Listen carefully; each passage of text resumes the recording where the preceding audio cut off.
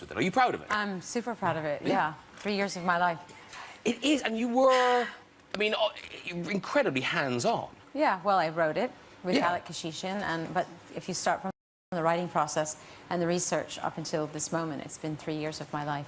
The story of W.E., it's familiar to a lot of people in Britain. Wallis Simpson, Edward VIII, abdicated to the throne for the love of her. But you tell the story through a prism of a modern love story. Yeah, well, the story is told told through the eyes of, the brain, the consciousness of a modern-day woman who's looking at the story and thinking, oh my goodness, what must it be like to be loved so much that someone would give up the throne for you? And so it's really her journey, but you end up learning about the story of Wallis Simpson and Edward VIII. And we're meeting the actors who play Wallis and Edward later, but right now, here's a clip with Abbie Cornish and Oscar Isaac sort of setting up the story. The crisis comes that startles the world.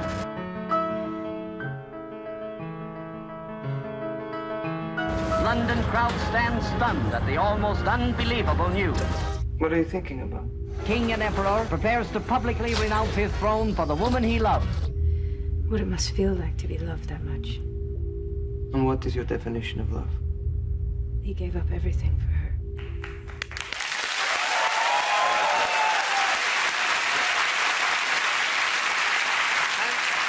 And I suppose people watching do see parallels between you and Wallis in... No. No, I mean, I'm not as skinny as she is.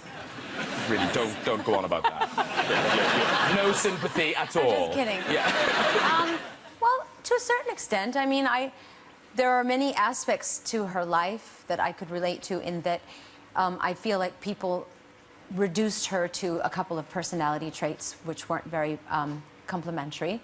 And she was labeled ambitious and heretical and conniving and quite one-dimensional, and I thought that was really unfair. And you know, sometimes being a celebrity, one finds themselves being reduced to adjectives that aren't actually true. And in terms of your links to the story, I've read where you found all these kind of weird, like, signs and coincidences, these odd things. Like, talk us through some of the things that...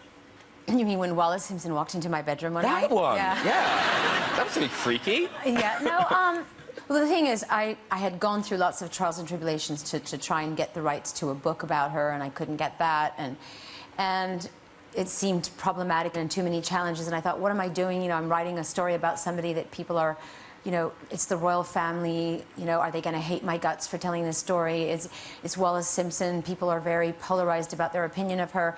Should I, you know, be throwing myself into this juggernaut? And then one day the doorbell rang, and I answered it in my pajamas, as I do, and and there was no one there. But there was a white removals van in front of my door, and it said Montague Removals.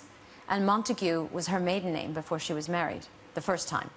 And so I thought, okay, that's a sign, because I was right at my turning point about whether I should do it or not. I said, you know, the universe is trying to tell me something, so I... The real oddness for me in that story is that you answered your own door.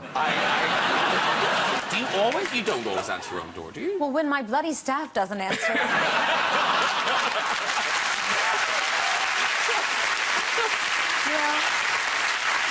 And the ringer's going on, and it triggers the phone. So the phone's just ringing and ringing. You're like...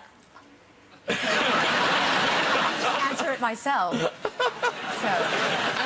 We kind of see it as the greatest love story ever told. Yeah. But your angle on it is slightly different than that. Well, I thought it was, too, when I first started investigating it. But once I started reading, watching all the documentaries, and then finally getting to the letters, because the letters, of course, were the most revealing of all, I realized that while there was great love between them, and I do believe they loved each other, they both made huge sacrifices, many compromises, and I think they suffered immensely because essentially after they married they were exiled. They lived in exile, and I think that pained Edward greatly. I mean, once you're the king, you can't get a job as a waiter, right? No, you'll find that. Yeah. Your waitressing days are behind you, Madonna. I'm warning you. I know, but you do have to think about these things. If everything goes tits up, what could I do?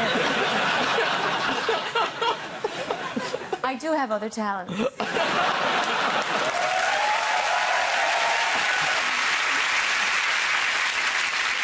But romantically, has your mindset about... Because you've talked recently about how you now don't believe in sort of perfect love anymore.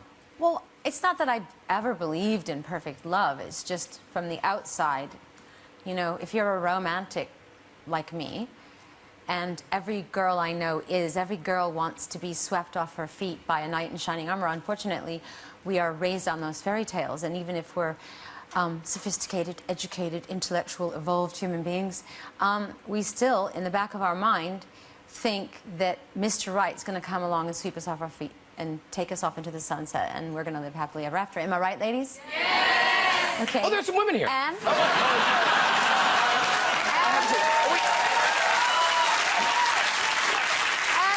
Am I right, ladies and gentlemen? We're all going down the aisle now. Okay, so, and then, you know, and in the back of our mind we believe that, but in the front of our mind we keep getting reminded that it's actually not true, but in the back of our mind we keep believing it, right? Am I right, ladies and gentlemen?